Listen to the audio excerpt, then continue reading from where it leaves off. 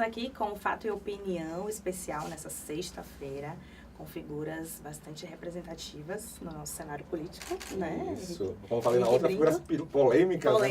Tem opiniões fortes, né? Mas eu acho que é esse momento da política brasileira mesmo, tem que se posicionar. E eles se posicionam mesmo. Muito bem. Então, estamos aqui no nosso estúdio do Fato e Opinião, o Renan Santos. E aí, tudo bom? E o Rubens Nunes, eles que são fundadores do MBL, estarão aqui, porque amanhã, aqui em Salvador, acontece o 3º Congresso do MBL, e a gente vai conversar um pouquinho do que vai ser esse congresso, mas claro, a gente vai falar de política nacional. E aí a gente vai começar já querendo saber a opinião de vocês sobre esses 130 dias de governo Bolsonaro. Começa aí, Começa aí. Olha, o governo está deixando a desejar. Eu acho que sempre que há uma expectativa muito grande, a frustração acaba sendo proporcional.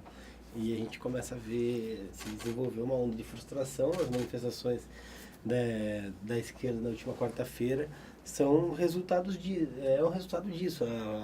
A esquerda em si, CUT, UNE, MST não tem essa capilaridade para reunir tanta gente como reuniu. Foi uma surpresa, foi um ato muito grande, que o governo tem que prestar atenção no que está acontecendo, e é resultado das ditas caneladas. De canelada em canelada, a população vai perdendo a confiança, o governo vai perdendo credibilidade, não consegue implementar uma política efetiva, não consegue realizar de verdade, e por conta disso acaba gerando toda essa insatisfação. O governo, nesses primeiros 130 dias, está deixando muito a desejar, especialmente no quesito articulação e política. Uhum. Você concorda? Eu discordo completamente do Rubens, acho que o governo está muito bem. Risos aqui no estúdio. No fundo, o pessoal da produção riu. Não é. Assim, que assim, existe um discurso corrente. Eu vou refrendar o que o Rubinho fez, fiz uma brincadeira. Eu refrendo o que o Rubinho disse, e assim, a argumentação utilizada pelo governo é o que me preocupa. Mais do que a inação, é um discurso que justifique a inação e que torne a inação uma espécie de virtude. Do tipo, olha, o governo foi e apresentou grandes projetos, e de fato, alguns grandes projetos foram apresentados, em especial reforma da Previdência, que nós já defendemos há bastante tempo. E aí, porém, parece que o exercício do Poder Executivo para essas pessoas, ou para esse discurso, é do tipo, coloca lá na Câmara, aí o governo fica parado, o presidente fica sentado, olhando, tipo, vota aí. Como se o papel do presidente fosse esse. Como, tipo, pega um pacote de um monte de projetos de lei, coloca na mesa do presidente da Câmara, e aí ele é automaticamente obrigado a votar e despachar, senão ele não é um patriota. E todo mundo sabe que o exercício do Poder Executivo, ele é complexo. Isso em qualquer democracia.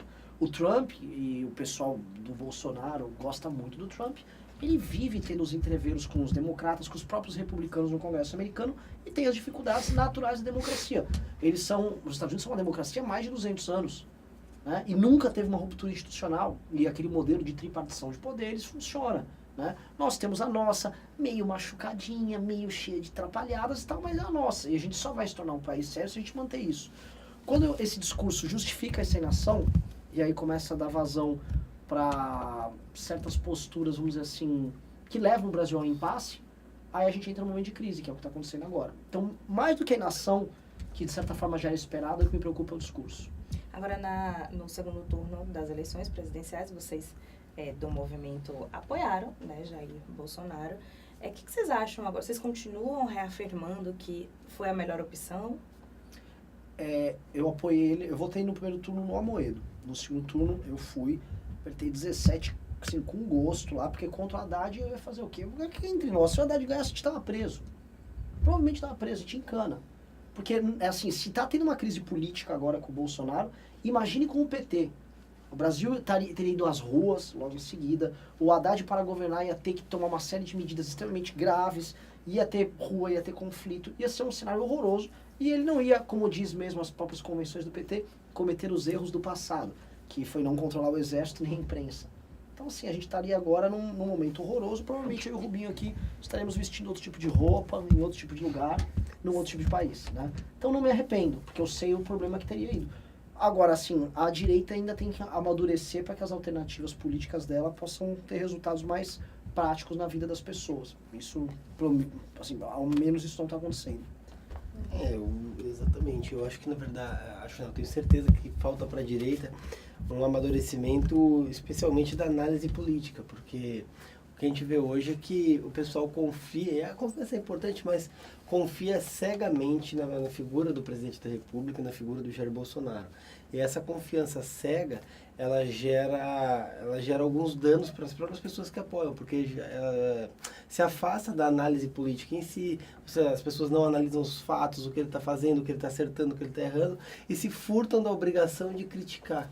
E criticar é um dos mecanismos mais importantes para que se possa corrigir erros e melhorar.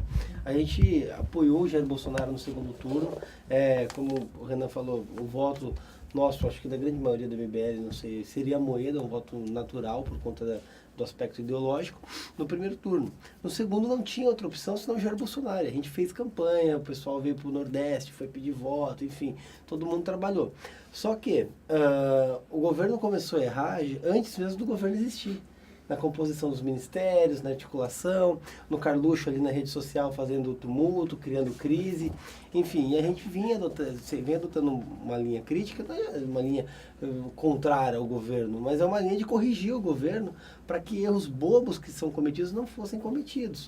O Carlos Bolsonaro é uma crítica que a gente faz há tempos, o Bebiano que criou crise, era outra crítica que a gente fazia, essa aproximação com o Olavo de Carvalho completamente desnecessária. O cara quer comandar o país lá da Virgínia, é um outro ponto que a gente aponta constantemente, e eu entendo que falta para a direita amadurecer nesse aspecto para poder analisar e criticar o governo. O maior problema do PT foi que as pessoas confiavam cegamente no PT. Tanto é que elegeram aquele poste que era Dilma presidente simplesmente porque o Lula abraçou ela. E essa confiança cega levou o PT à derrocada. Agora, com a dinâmica das redes sociais, da informação e com o país quebrado como está agora, sinceramente, se o Bolsonaro não mudar a política dele, as pessoas que apoiam ele não criticá-los e para que ele possa melhorar, ele vai ter sérios problemas e vai entrar num processo de petização rapidinho. Agora a gente estava falando na outra entrevista, na anterior, sobre o quanto a esquerda tomou força agora nessas últimas manifestações. Vocês acham que Lula ainda representa alguma ameaça nesse momento? Você acha que em algum momento aí, a partir dessas situações com o governo Bolsonaro, a esquerda possa ganhar mais força ainda? E Lula representa alguma ameaça? Assim, ainda não dá para falar que por causa daquela manifestação a esquerda ganhou força. Lógico que tem muita gente torcendo, voltamos, tal, mas foi uma manifestação onde houve presença de pessoas normais. São pessoas normais, são pessoas que se interessaram aí pelaquela pauta. Daquela pauta, ela já está migrando para uma pauta anti-Bolsonaro, está saindo um pouco a educação, que estava mesclada com o anti-bolsonarismo, e ele já tem uma manifestação convocada para o dia 30, que é uma pauta bem focada no presidente. Tanto que eles levantaram essa hashtag impeachment Bolsonaro. Para a esquerda, veja só, esses erros do Bolsonaro são bons, que levantam ela, geram legitimidade. E para os setores radicais também é bom. Tanto que vocês devem ter observado que a primeira pauta, o primeiro hashtag no Twitter é o Trending Topic, impeachment Bolsonaro. E o segundo, o povo vai invadir o Congresso, que é da turma do Bolsonaro. Que aí você justifica um discurso radical do outro lado. Então o que a gente vai ver é o seguinte, vai ser uma marcha de insensatez um pouco de cada lado. Cada um puxando para uma tese mais maluca que a outra e os dois nos extremos se antagonizando e crescendo. Que é algo que os dois querem, né? Não podemos negar. E você foi o autor da ação que tirou os benefícios, né? Não, foi outro. Eu não terminei a faculdade. É isso. Por um pouquinho, né? Não, por um pouquinho. É isso. A Juliana perguntou sobre a ameaça. Eu queria saber, né? Porque o Lula deu uma entrevista para a Folha de São Paulo e ele permanece lúcido, né? Sabendo de tudo, sabendo que de acontece tudo, no país, né? com um discurso bem... Você acha que ele ainda, apesar, né, vocês falaram que talvez não represente ameaça, mas assim, ele ainda influencia, né, a esquerda. Você acha que ele terá um papel ainda importante em 2022? Olha, o Lula, ele canaliza em si a imagem da esquerda. Obviamente, ele pesa na balança política. A gente viu ali o Haddad, que era um ilustre desconhecido, um poste, perdeu a eleição para a Prefeitura de São Paulo no primeiro turno porque é um completo incompetente, mas ainda assim, depois de ser alavancado pelo Lula, ele conseguiu chegar ao segundo turno e ele fez ali 47% dos votos. Isso representa uma massa muito grande. A gente sabe que essa votação não é do Haddad. É o voto do PT, é o voto da esquerda, mas ele só conseguiu chegar até esse voto por conta da alavancagem que o Lula deu para ele.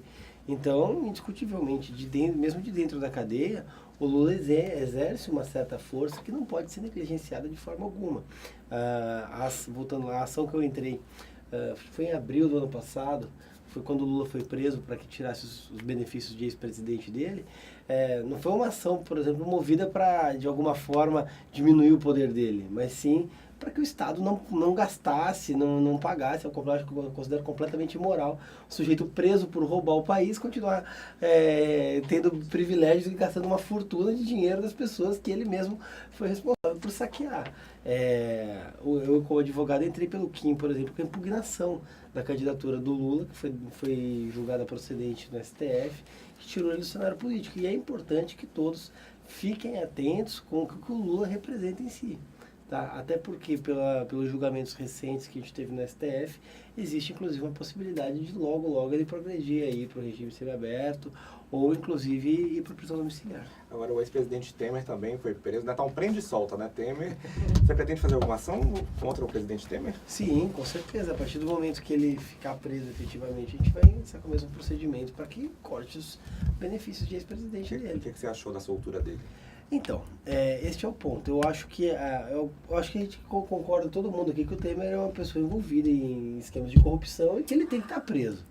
Ele não é uma pessoa honesta, até porque ele era vice-presidente da Dilma. Se ele fosse uma pessoa de boa índole, ele não tinha sido vice-presidente dela. Mas a prisão tem que ser feita da forma certa. Nisso a gente tem que dar palmas para o Sérgio Moro. Ele foi um enxadrista no momento de executar a prisão do Lula. Ele colheu provas, ele conduziu a investigação. Lula foi condenado em primeira instância, condenado em segunda instância. Aí sim, com o respaldo do STF, ele foi preso e não saiu. Agora, prendê-lo na preventiva ou prendê-lo na temporária para conduzir uma investigação soa muito mais uma pirotecnia do que a prisão em si. Então, isso gera uma certa crise para a própria Operação Lava Jato e para o Judiciário como um todo. Eu acho que o Temer tem que ser preso, ele tem que ser processado, o processo tem que correr com celeridade, mas após ser condenado. Do contrário, coloca em descrédito a própria imagem do Judiciário. Saiu 2 vezes já, né? Bom, o MBL ascendeu aí, né, com a pauta do impeachment da ex-presidente Dilma. Como é que vocês vão se posicionar agora no governo Bolsonaro? Vocês estarão aqui no Congresso amanhã? O que vocês vão discutir? O que vocês estão pensando trazer para esse Congresso? Vamos lá. O MBL ascendeu no processo do impeachment. Depois ele deu continuidade porque a gente criou, de certa forma, uma linguagem para defender as nossas ideias, que foi uma coisa que está presente hoje no debate público. E hoje a gente tem o desafio de ter um governo que se coloca à direita, que defende um conjunto de valores que a gente concorda com maior e menor intensidade, dependendo da pauta. E o nosso papel é o papel de ser institucionalmente independente para poder criticar quando a gente tem que criticar e apoiar quando tem que apoiar. Por exemplo, a gente acabou de falar, dia 26 vai ter uma manifestação que estão falando vamos invadir o Congresso, lá em Brasília. Não sei se você já viu, dá uma olhada na hashtag ali. Vamos lá. O povo vai invadir o Congresso. Estão chamando aí dia 26, né? Nós não vamos adentrar isso, mesmo sabendo que isso está rolando nas redes do Carluxo, como é que é o nome? Carluxo, filho do presidente. Nesse momento é Bolsonaro, nosso presidente, mas eu vi essa hashtag Teve, mais cedo. o povo vai invadir o Congresso. Sim. Não E obstante... o MBL também está em 18º aqui, tão mais xingando. comentados. Tão É contra xingando. vocês? Lógico, porque a gente não está indo para essa manifestação. Não obstante, dia 22 a gente está indo para Brasília para defender a reforma da Previdência, que é desse governo.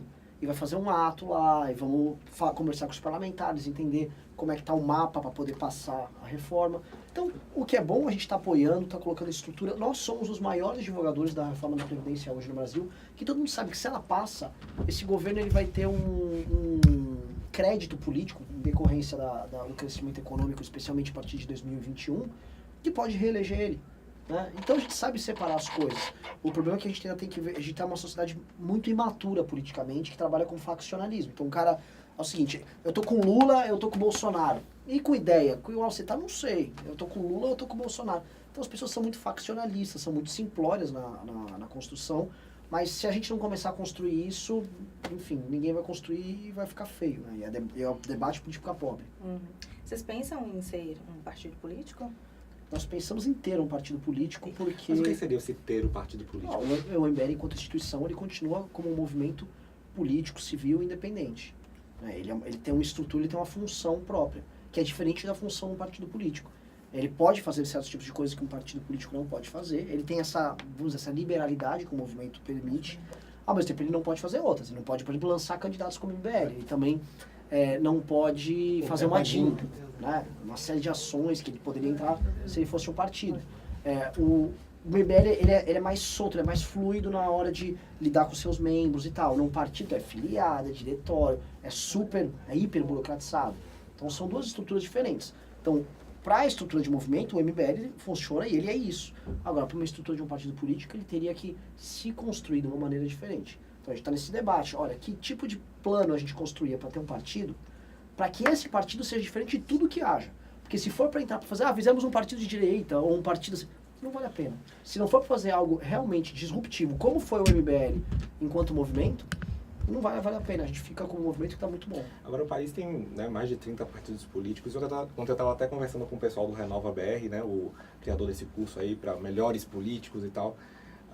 Vocês não acham que seria muito melhor, não sei, estar dentro dos partidos políticos do que montar mais um partido político? Qual seria a ideologia desse partido político? Vamos lá. Primeira coisa, eu não acho que tem partido demais no Brasil. Nos Estados Unidos você tem mais de 1.000 partidos. Na Espanha você pode abrir um partido amanhã, se quiser. Partido regional, partido local. Abrir partidos, ou seja, as pessoas se organizarem livremente para defender ideias, deve ser a coisa mais livre possível. Nós vivemos numa sociedade democrática. Essa é a base da democracia. O que nós temos são cartórios. Nós temos 35 cartórios com donos, com direito a fundo partidário e tempo de TV, que negociam seus cartórios regionalmente para ganhar grana. Os caras querem grana. Basicamente, a linha ideológica, 70%, 80% dos partidos é nada, é grana. Tirando isso, você tem ali uns ideológicos de esquerda, surgiram agora uns ideológicos de direita, mas cuja prática e cuja ação ainda estão muito longe do que a gente acredita ser efetivo. Então, há espaço para um modelo pragmático de uma direita que deva atuar representando valores modernos, de gestão moderna, ao mesmo tempo barulhenta, e que saiba atuar em redes, e que saiba atuar no parlamento? Sim, há espaço. Também há espaço para uma esquerda, sim. A esquerda está uma esquerda moderna, não arcaica, que está com a cabeça ainda nos anos 60, como o PT, como o PSTU, como o PSOL, tem espaço. Né? Então até tentando que o Renova, inclusive, um caminho para isso. Né? A Tabata Amaral, como o Horde e o Arthur citaram, são um caminho para isso. Há espaço e a política vai se renovar, vem acontecendo no mundo inteiro. Você está tendo candidatos de partidos diferentes ganhando na França, agora na Espanha, Ciudadanos, Podemos, o Vox. Então é natural, aqui vai acontecer a mesma coisa. E os velhos já estão se modificando. O PPS virou Cidadania, o PTN virou Podemos, o virou Republicano. Tá todo mundo mudando de nome. Só que assim, ali é o velho ganhando uma roupa nova. Aqui a gente está querendo fazer uma fórmula de atuação nova. Então, se vocês verem que for sair um partido, vocês vão ficar bem surpresos, porque é para ser uma coisa revolucionária. Agora, eu estava pesquisando também sobre você, e aí me apareceu uma notícia do UOL, dizendo que em 2016 você respondia a mais de 60 processos. Eu queria saber se isso procede, que processos são esses? Na verdade, são mais processos, né? Eu fui empresário e eu comprei uma empresa que tinha dívidas trabalhistas. Você compra, chama distressed business, negócio que tem problemas, e essas dívidas são de uma empresa, né? São processos trabalhistas e fiscais que a empresa tinha. Eu toquei para administrar ela. Aí o UOL pegou, o jornalista que fez essa matéria chama Vinícius Segala, e ele, membro do MBL fez isso. Só que o Vinícius Segala, ele trabalhava também no Instituto Lula. Então não é exatamente a matéria, vamos supor, mais isenta ali. Foi um ataque feito contra a gente no pós-impeachment, mas ela carrega, essa que é a parte mais interessante, um ranço de perseguição, porque senão é nenhum processo criminal. São processos que qualquer empresa tem. Provavelmente aqui deve ter algum processo, né? O Carrefour tem milhares de processos, a Mercedes-Benz tem milhares de processos, e ninguém vira matéria por causa disso, né? A Folha de São Paulo tem na casa dos milhares de processos trabalhistas contra ela. E aí faz uma matéria. Isso é uma criminalização da atividade empresarial. E, na verdade, eu fico feliz de ter tido uma matéria sobre isso, porque eu fui um dos milhares e milhares de brasileiros que tiveram que parar o seu negócio por causa das... Posso falar palavrão? Não, né? Por causa das besteiras por causa das besteiras do desgoverno da Dilma Rousseff. E foi, assim, foi interessante que foi parar de trabalhar nisso aí que eu fui um dos fundadores do MBL e a gente ajudou a derrubar ela. Então, é meio kármico. Certo. Já quer finalizar, mas eu queria perguntar também se essa entrada na política não faz vocês também virarem, em vez de pedra, a vidraça. Até onde vocês querem ir? Como você vê essa matéria de 2016, a gente é vidraça já há bastante tempo. A gente sempre foi vidraça, e política a gente percebeu que política também é ocupar espaço. Não existe, você chega com uma ideia nova, né? O Rubinho vai falar melhor, que o Rubinho é o nosso atacante, né? Vive processando todo mundo. Mas política, você chega, você tem que dar cotovelada. Você só vai ganhar espaço se você se impor no espaço. E aí isso tem fricções, as relações são naturalmente difíceis, né? Então você vai ter gente que vai te atacar, outros vão te processar, outros vão fazer matérias, e você responde de volta. O conflito, se não for por conflito armado, ou basicamente conflito forjado nas mentiras, né? Fake news, por exemplo, o conflito é bem-vindo, é da lógica da democracia, não sei se é... Sim, a partir do momento que a gente se posiciona politicamente, que você passa a se expor e assumir um lado, automaticamente você está sujeito à crise e vira vidraça. Em 2016, assim como essa matéria, isso é uma matéria na Carta Capital minha, que inclusive eu processei a revista depois, completamente sem noção, tentando criar uma emaranhada de coisas com meu pai, vinculou o processo do Renan, tiraram foto da casa do Renan, para dar a entender que havia uma emaranhada de coisas, quando na realidade era nada. Absolutamente nada. Se você pesquisar meu nome, por exemplo, no site do Tribunal de Justiça, você vai achar 3 processos que eu movo contra as pessoas. Eu sou o autor da ação. Então, a crítica política vai vir. Agora, como o Renan falou, a gente tem que saber lidar com essa crítica e ser a vidraça, e principalmente isso vai fazer parte do debate político, e é totalmente saudável. O que não é saudável são algumas matérias, alguns fatos que as pessoas criam e acabam descontextualizando para partir para uma agressão pessoal infundada. Enquanto a pessoa quiser criticar, por exemplo, pela linha ideológica que o MBL segue, pela gente apoiar ou não o ato do dia 26, por exemplo, que é uma loucura apoiar esse ato, as pessoas podem criticar. O problema é quando elas partem de uma crítica baixa, como fizeram com o Renan. E aí permite a ele, por exemplo, expor esse pessoal. Mas tá na chuva para se molhar, da política. Certo. Uma pergunta que todo mundo quer saber frequentemente. 2 perguntas, na verdade. Qual é o tamanho do MBL hoje e quem financia o MBL? Cara, começando pelo tamanho. O MBL está presente em mais de 250 municípios, tem quase 5 mil membros ativos em diversos núcleos. Nas suas redes sociais ele fala diariamente para pelo menos 20 a 30 milhões de pessoas, através de Facebook, YouTube, WhatsApp, Twitter, nas redes, não só as redes do MBL, como as redes de pessoas do universo MBL. Forma de financiamento, você entra em www.mbl.org.br/contribua, você pode escolher modalidades de financiar o MBL, você também pode comprar produtos, você pode participar de eventos como esse que vai ter amanhã. Tem mais uma modalidade de pagamento? Isso, doação. Uma doação, basicamente. Só pra... Tem mais um? Não, é só comentar mesmo. De fato, o MBL agora está no Twitter, né? Entre os assuntos mais comentados, e vocês soltaram uma nota aí desmentindo essa história da hashtag, né? O povo vai invadir o Congresso. Né? De onde é que saiu isso? Vocês têm noção dessa Então, alguns sem noção aí, provavelmente próximo ao governo, eu imagino, criou essa hashtag, o povo vai invadir o Congresso, para chamar essas manifestações que eles querem fazer dia 26, até como talvez um contraponto, enfim, à esquerda, mas ela é uma coisa completamente maluca, porque as instituições, a via democrática, a via legal, ela tem que ser preservada sempre. Desde que a gente começou o MBL, vinham aqueles malucos querendo intervenção militar, intervenção artigo 142, aquela coisa toda, o MBL se posicionou contra sempre, porque a solução, o remédio sempre está na via democrática. Como foi com o impeachment da Dilma, e como o que a gente faz, como a gente vai fazer agora dia 22, né, Renan, que vai para lá defender a reforma da Previdência. O que acontece? Essas pessoas não conseguiram o apoio dos movimentos sérios. O MBL veio pra rua. Não foi só o MBL que não aderiram a essa causa, porque é uma causa maluca. E em razão dessa... Só que a partir do momento que o MBL falou que não ia aderir, eles começaram a fazer meme com o logo do MBL, como se o MBL estivesse participando, ou seja, usando nossa marca de forma falsa para tentar canalizar com a nossa imagem. A gente o pessoal do antagonista fez contato, a gente explicou por que não ia participar e emitiu uma nota dizendo que não vai, e inclusive por que não vamos, pelo absurdo que o povo invadir o Congresso Nacional. Sendo claro, assim, levantaram, e são sempre os mesmos perfis no Twitter, em geral ligados ao universo do Olavo e dos filhos do Bolsonaro, né, de apoio ao Bolsonaro, sempre artigo 142 já para fechar o Supremo. Aí na outra semana vamos invadir Brasília, agora o povo vai invadir o Congresso. E uma retórica sempre de enfrentamento com o Congresso e tal. O que esses caras querem? Tudo que a esquerda sempre falou é que nós queríamos dar um golpe, né? Somos golpistas. Nós nunca tivemos esse tipo de tentação. Sempre fomos democratas. Agora existe uma turma que quer exigir que a gente haja de forma golpista, para ser exatamente tudo aquilo que os nossos críticos quiseram colar na gente, fosse verdade, nunca vão permitir. Né? Eu prefiro ser xingado o dia inteiro por esses caras do que andar com eles e tentar dar golpe nos outros.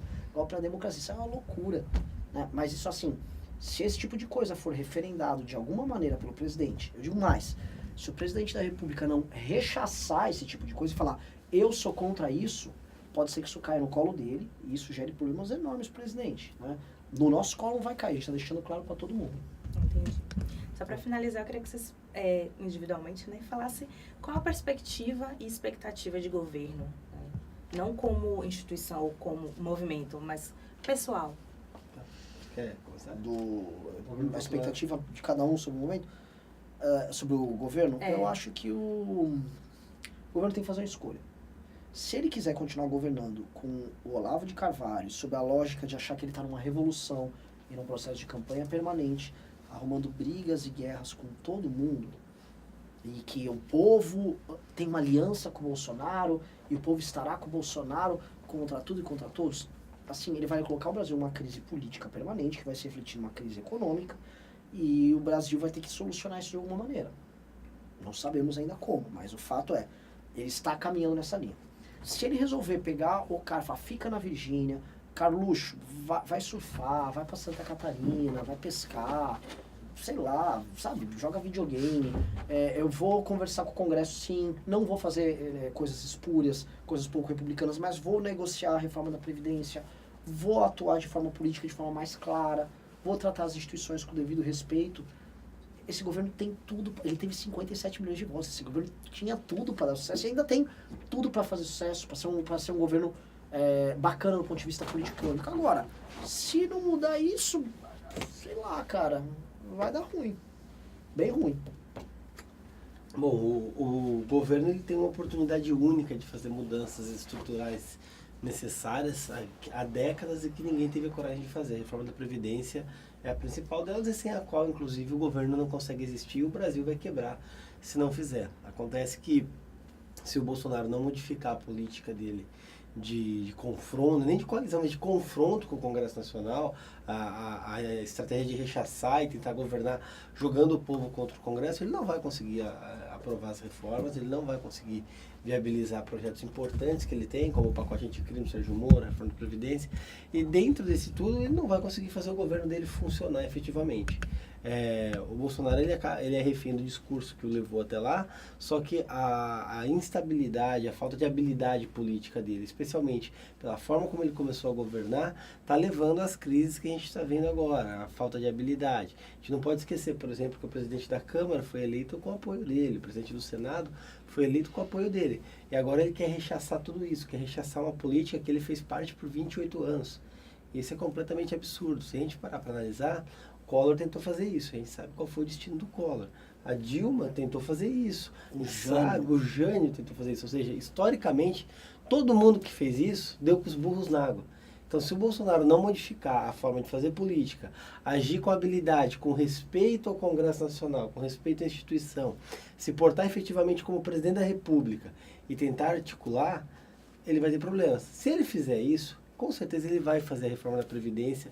A população apoia a reforma da Previdência, o momento é único a população apoiando. Ele vai destravar o país e vai fazer o país crescer. Só depende da humildade e da habilidade dele, que até agora ele demonstrou não ter nenhum dos dois. Ok. Terceiro Congresso do MBL Bahia amanhã, sábado, 18 de maio, das 8h30 às 18 horas, no Hotel Vila Mar, aqui em Salvador, né? Vocês vão debater isso aí com certeza. E mais figuras baianas também, né? A gente vai ter a deputada estadual, Thalita Oliveira, e o deputado estadual, Capitão Alden, e as figuras nacionais. E Kim Kataguiri também estará lá. Quem não deu furo na gente, né? Não veio aqui. Coisa de japonês. Mas amanhã ele estará lá, e quem quiser acompanhar, viu? E o Benício também estará lá. Estaremos lá. Obrigada pela participação de vocês A gente aqui. agradece. Muito obrigado. Já Quando acompanho vierem o pra portal há muito Salvador. tempo, viu? Já sou fã aí. Já sabia o nome. Você viu? O nome é antigo. Já sabia. Obrigada, viu, gente? Se estiverem por Salvador, passem aqui. Com certeza, obrigado. Obrigada, Henrique. Obrigado, Júlio. Sempre é Legal. bom a gente debater os assuntos do Brasil Com aqui, certeza. para ter opinião. Pronto, você acompanha no bnews.com.br, pelas redes sociais, no Facebook, Instagram e Twitter. Até!